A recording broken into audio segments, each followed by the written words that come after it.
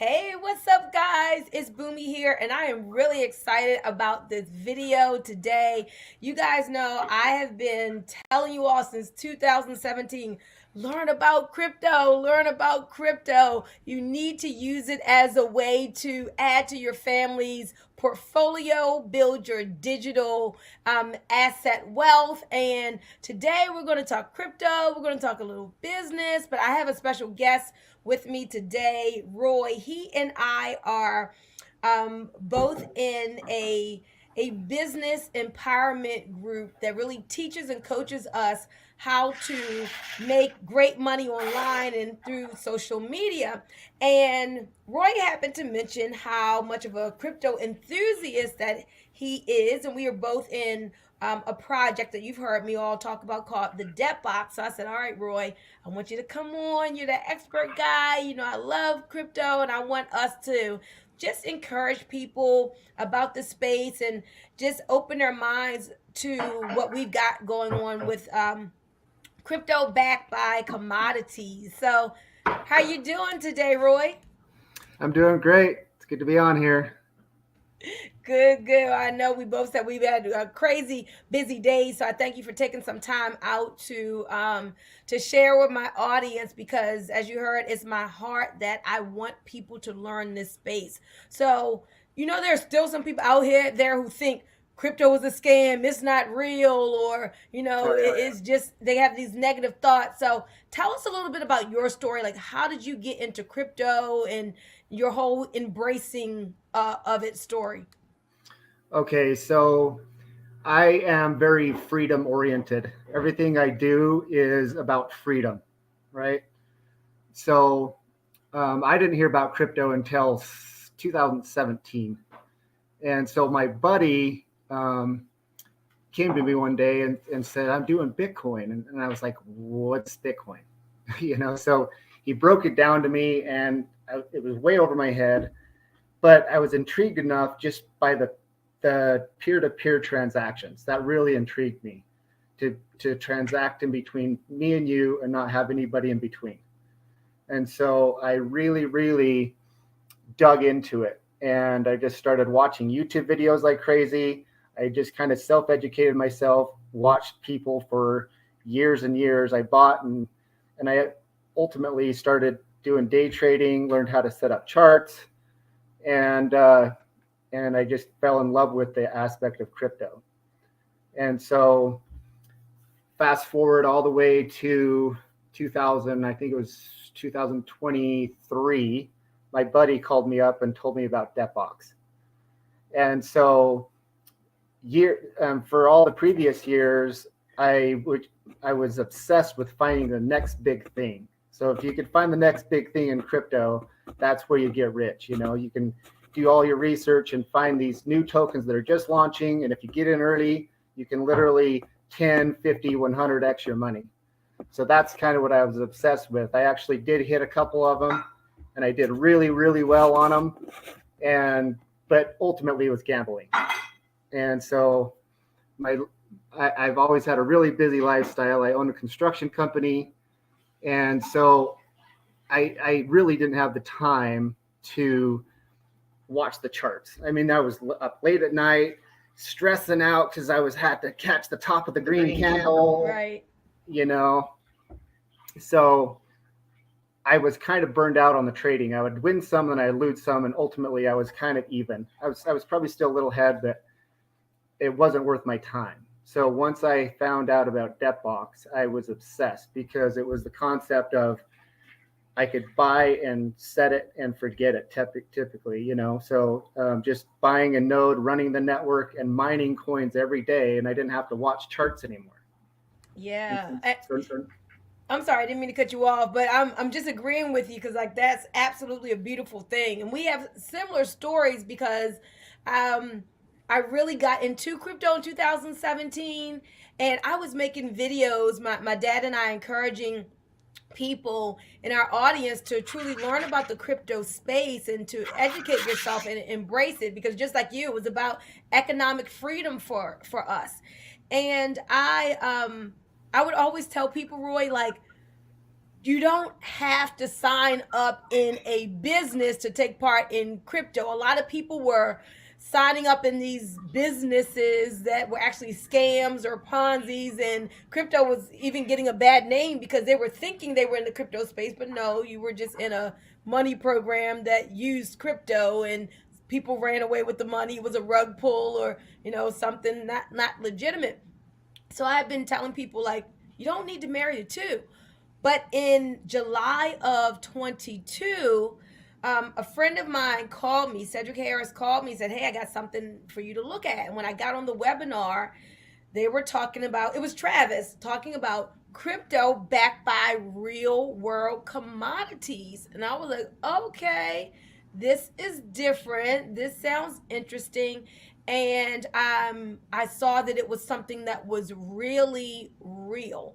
So let's talk about that a little bit, the concept of crypto that's actually backed by something and the tokenization of real world assets. So as a crypto enthusiast, like, what difference did that make to you to have crypto that's actually backed by real world commodities?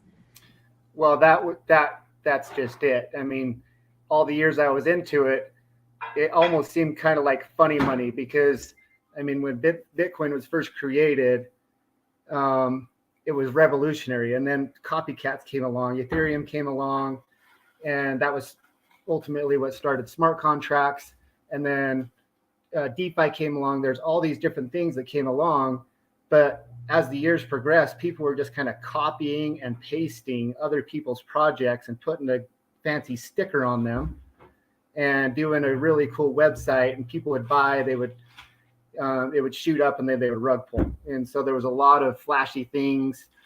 And you have to really be careful. There's a lot of people that got wrecked because they didn't do their research. And so once Debtbox came along, it was like, wow, this is actually something that is tangible. It's backed by real world assets. And the deflationary tokenomics was really attractive as well.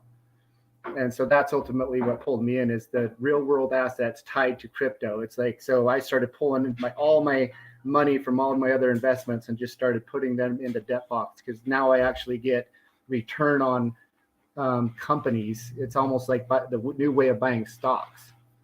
So that's what I like about it. And the cool thing to me was, because anybody can say anything, like our token is backed by this or that or gold or whatever. But when we had our team, people that we know, to actually go to Ghana, were you in Ghana? No, I came in right after that. Okay.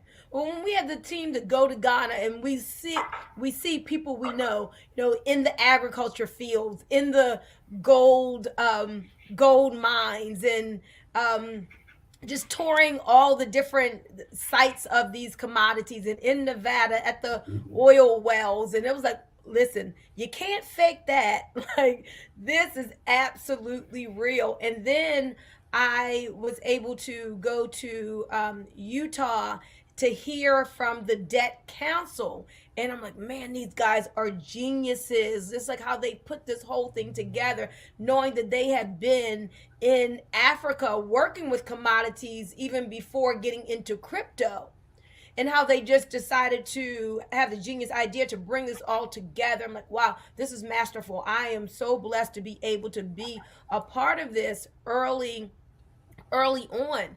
And so then fast forward, let's make the story real interesting. Fast forward to last August, our wonderful SEC comes in, and I'm gonna let you take over the story. Like, tell the version of what happened, because we like to tell people what happened, because there's a big bright light at the end of that tunnel. But tell them what happened to the Debt Box project with the SEC. Yeah. So if you've been in crypto for a while, you kind of understand who the SEC is. They are no longer a regulatory body. They are just an aggressor. Their agenda is to shut down the crypto industry, in my opinion, and evidence speaks to that. So they're no longer protecting investors; they are attacking investors, and so that's what happened here. They came out with a big accusation, it was pretty scary to read right at first as a debt box supporter. Um, and yeah, ultimately, once they hit, the token just dropped. Everybody started getting the news, started hitting the big news outlets, and the token just dropped down. Yeah, it was pretty scary, seeing that. And I mean, I think we all had a little bit of like, what if it's true? But at the same time, I had been in crypto long enough. I was like, I don't know. I don't think, I mean, SEC's suing everybody, like Binance, Coinbase, everybody. All the big boys are suing XRP. So I just figured we were just another one in line. So I didn't sell one token. I just held all the way down, and I actually been buying more at the bottom because I know this project is solid. Yeah. And I look, we're not financial advisors, guys. We're not here to give any financial advice. We're just kind of, telling our story, giving some education. But I agree with you. And of course, the tokens dropped because that's what happens when people get scared and sell. So fear set in.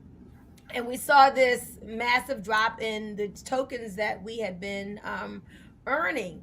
But like Roy says, when you believe in a project and not just faith backed by nothing, but again, this was substance. When you read what the SEC was saying, basically they were saying, "Oh, your oil wells aren't real, and you're doing fraud and all this crazy stuff." And we're like, "Wait a minute, we know this is real. We know this is backed or based in truth." And we were just saying, you know what, God, like truth has to prevail. Truth has to prevail in this. And we're really excited because something happened with IX Global being the company that I'm was in business with and still am in business with, that was actually partnering with the debt box as a vendor to help people to get into the real world assets space with crypto backed by commodities. And they put a TRO, temporary restraining order, on both IX as well as the debt box.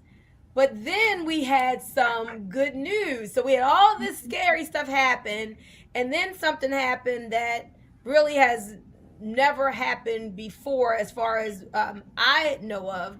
In record time, I forget how long it was, Roy, but the TRO was lifted. Yeah, I Do you think it remember? was about 2, 3 months, something like that.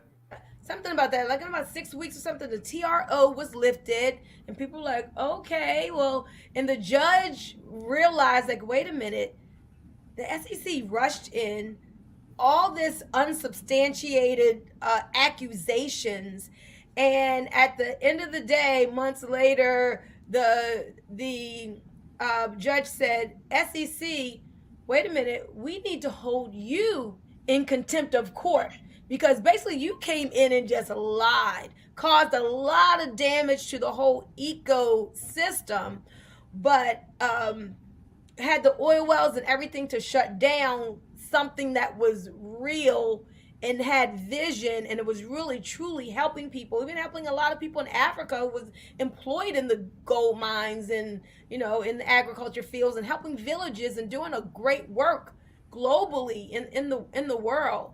So how did you feel when you started hearing the good news on our side, and how the judge was realizing truth? Well, I mean, I obviously felt really good about it, but to me, it's like I forgot to mention too before, I had gone to Bev Day before that all happened. So I actually saw the project backed by the Bev token. And so I'm like, I was literally there. I met the owners, it's like, what are you talking about? So I already had some evidence as well. And so to me, it was just a matter of time to find this truth out. And so, I mean, yeah, I'm really happy that it's happening as quick as it is, because my worst fear was it going to drag out as long as the XRP case, and we would just all be stuck waiting. So I'm really happy. I was really happy to see all the evidence come out, and the judge ultimately threatened them with sanctions. And yeah, I'm just ecstatic because after the ruling, it's going to be exciting times. I felt like I had met you before. I'm like, Where did I meet him? I met you at Bev Day in Mississippi. Yeah, Yeah. I've met I've you met you there, there, and I and was I was also also in in the the Dominican Dominican Republic. Republic. Okay, we met each other a couple times. I knew I just couldn't put my finger on it. All right, Yeah, cool. we Yeah, we just just never never met met formally, formally, but we but were we in the were in the same same space. space. Right, awesome. So, I just like Roy like totally held on. People were saying to me, "Oh, you need to sell," and so I took some of my tokens back to USDT. But this is what happened, Roy, for me when I heard the news that on Twitter, some people who were like big in the traditional financial markets were talking about what was happening with the ruling and how what the SEC did and how now the judge was saying that they needed to be sanctioned, and then Mark Cuban weighed on in a post and weighed in on it, and I'm like, wait a minute, the mainstream media, this is going to come out. Yeah. People are going to see that debt box is real. They're going to see their vision. They're hearing about this now. At that time, the token was like at $3 and something in debt token. I said, I'm going in because I believe in this right now. So I bought like a bunch of debt token at $3.65. And that was a really good idea. and I, So, yeah, go ahead. so speaking on that note, don't you think it's really interesting how all the three-letter agencies are in cahoots with the news media? And this is a perfect example. So when the first accusation came out about Debtbox, all our local news stations, newspapers were blasting it all over the news. Debtbox sued SEC. It was all over because it's a local company here in Utah. And since then, not a word. All the positive news coming out, all of the even the threat. I mean, it was hitting worldwide news. I mean, there's been a few hundred articles coming out about Debtbox. Everybody's talking about it, except for our local news. They still have yet to right their wrongs. They still have yet to clear Debtbox's name. We've been all, as a community, we've all been writing them emails and the social media on Twitter, blasting it down their news feeds, and they still have yet to come out and clear Debtbox's name. So you can kind of see a cahoots with all of our agencies and the news media, and it's pretty disgusting. They need to come out and clear Debtbox's name. Wow, I had no clue about that. I didn't know that anything was on the mainstream media. Didn't even know you were in Utah. So Yeah. that's cool to find out. But yeah, disgusting would be the word, that or something worse, because they have an agenda, we know. Right. So they wanted to show all the bad, and now the good, and we're being exonerated. They don't want to show that. Exactly.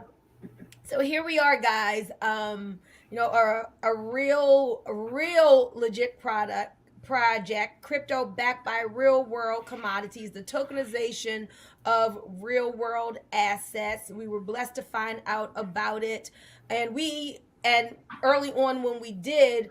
But now let's talk about, we're in what we're calling V2 version 2, because the Depbox always had like a vision for what's coming now, how things are coming now. So if you can talk to us a little bit like about the transition, what are we getting into as version 2 rolls out?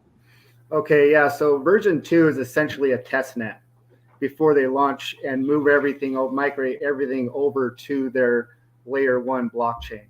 So right, everything has been built on Binance Smart Chain, and their goals have always been to launch their layer 1 blockchain. What that means is people can come on and build things and launch their projects onto the project. Those are layer 2 projects. So an example, Binance Smart Chain would be the layer 1, and currently as it exists is Debtbox would be a layer 2 on Binance Smart Chain. So what they're doing is moving everything over to version 2, they call it, as in a test net, and they're essentially just moving all our licenses over, and they're slowly migrating. So they're basically in a middle stage test net stage right now. They're slowly migrating everything over. Once everything's migrated over and they got all of it in order, migration over to layer 1 debt chain is what it's going to be called. That's going to be pretty streamlined. It's going to move really fast. So we are just up there. So I'm hearing some terms that I've never heard and getting an education. So I've never heard testnet before, but thank you for schooling me. Loving this. And so what I'm seeing now, Roy, as we do this migration, is so for a while, like when the SEC came in, things were halted, right? And now we've gotten the mining going again. People are doing the steps that they need to do in order to start seeing these rewards show up into their wallets. And for people out there who say, well, man, I didn't hear about this last year, I'm just hearing about it now.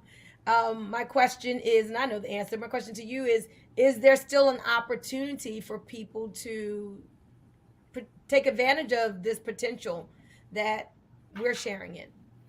I get this question all the time. Is it too late to get in now? And I would say absolutely not. In fact, you're in a much better position now than we were when we got in.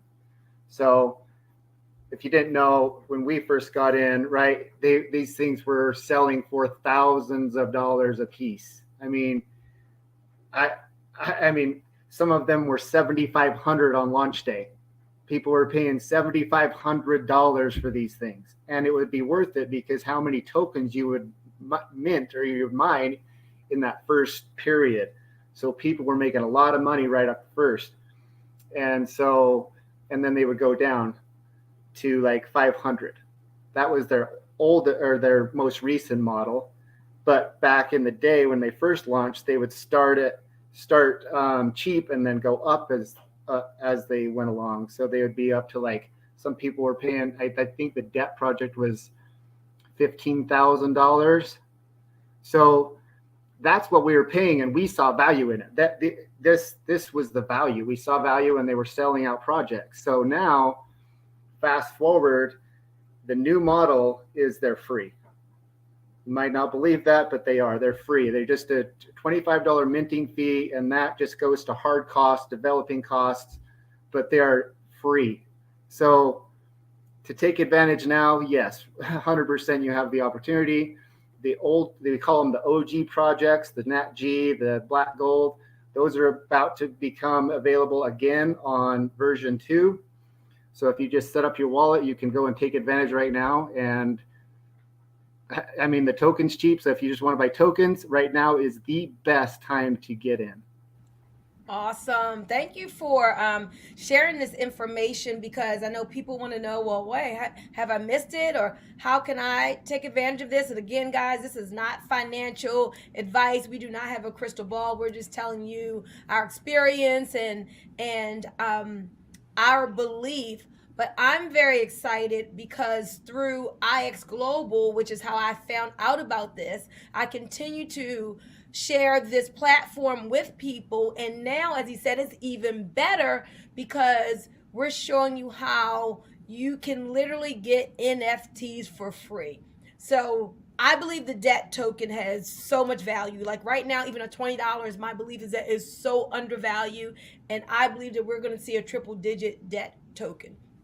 Right? Some people even believe more, but that's my belief. And because of that, as you said, we continue to accumulate. And so now people can just buy debt token for cheap, in our opinion, stake it, and then get these NFTs for free. What we were paying thousands of dollars for, ladies and gentlemen, we're showing you now how to get it no cost to you, just a simple $25 minting fee for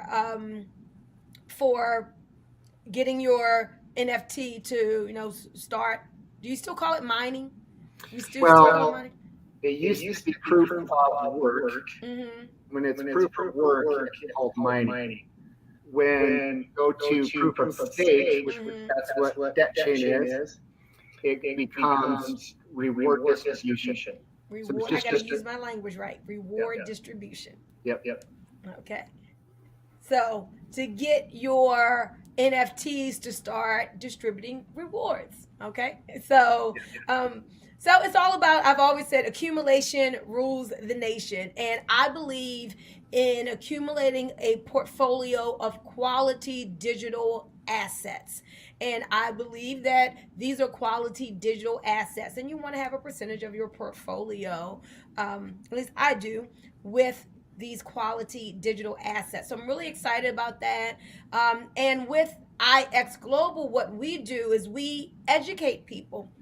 So we'll introduce you to this. And in fact, one of our innate NFT is, and help me with my language, is the first project to be on the, what do we call it, layer one? Well, yeah, version 2 right now, but it's the first project to launch on. It will be the first in line on Debt Chain, which is the layer 1. Yes. Gotcha, gotcha. So right now we can get these innate NFTs, guys, for free.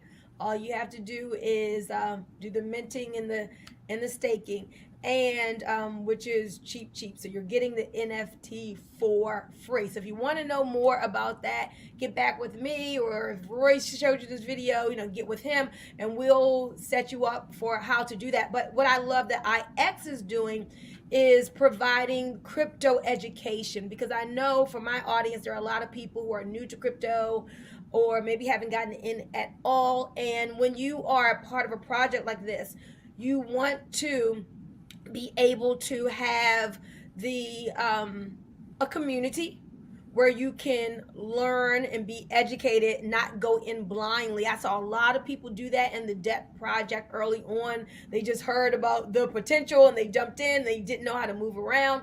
But every Thursday, IX's president Paul Barlow has a crypto core class, a crypto education class. And so if you are part of our IX membership, you get this crypto education and a whole bunch of other stuff, guys, for free. So come on in, get your IX membership, and we'll walk you through how to get in possession of the debt tokens and then these NFTs, and you'll be on your way to developing a portfolio in the crypto space.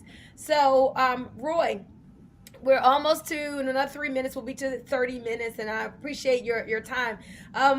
Any last closing words for people as it relates to why they really want to look into this, or just a projection? And another thing I did want to ask you, like, where do you see the tokenization of real world assets going as a whole? Because I know just that in its of itself is going to be just huge.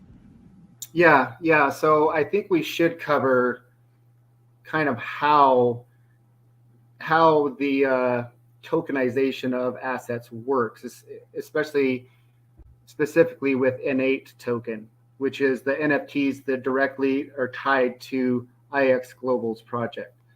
So the way it works is, the way it's backed by, is what we say, is a portion of their profits goes into a trust account every month or every week. Every project's different, but that trust account's only job, and it's all in smart contracts, it's all an algorithm, there's no third party risk in that, it just automatically does what it's meant to do.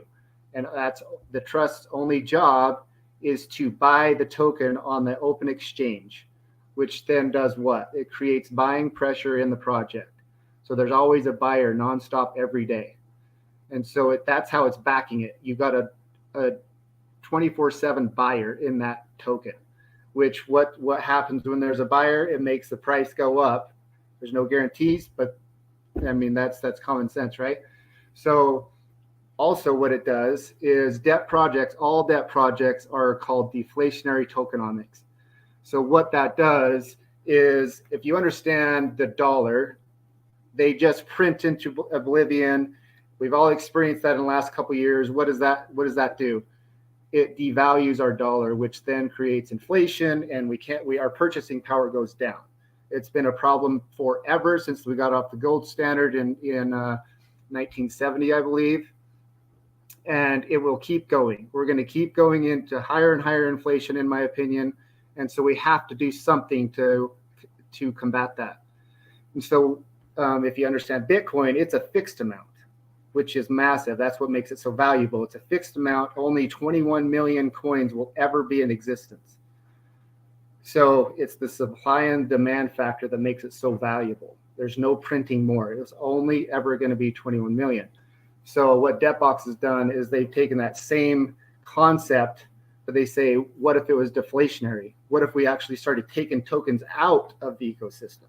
So every project's launched with a certain amount of tokens, and through the trust account, like we were talking about with IX, their trust account's going to keep buying the token nonstop, and it takes those tokens and burns them, we call it, which sends them to a wallet where there's no seed phrase. It basically just goes out of the ecosystem, and it's called burning. So you're shrinking the supply nonstop and nonstop buying. So supply and demand forced into, you can kind of see it's just mathematics. There's constant buying, constant shrinking.